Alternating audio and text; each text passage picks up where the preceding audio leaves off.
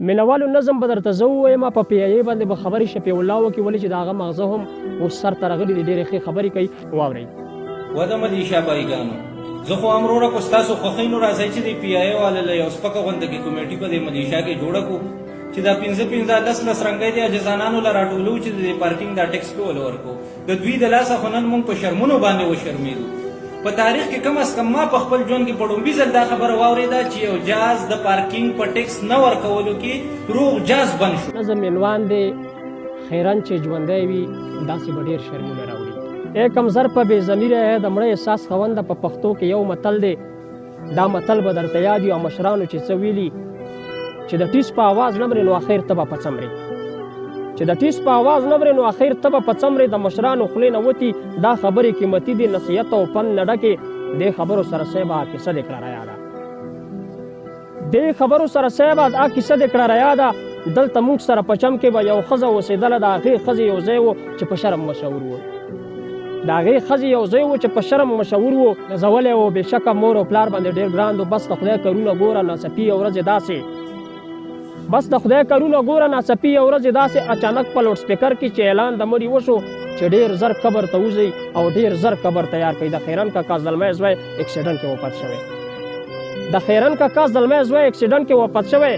د خیرن کاکا په کور کې اوف الله داسې ماته و ښځې زار او کتار جاړي بس چې څه به درته وایم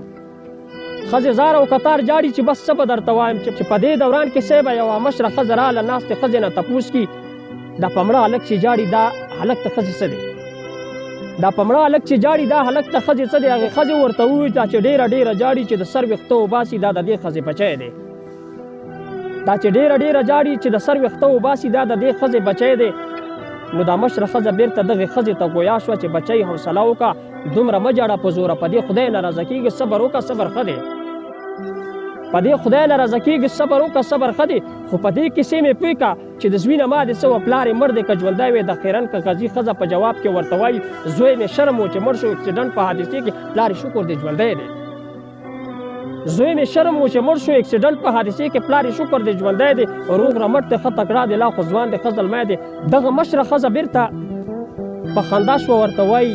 ښه چې روغ رمټ انسان دی ښه زلمی دی ښه تکړه دی بیا خفګان د څه خبرې بیا په څه خبره جاړي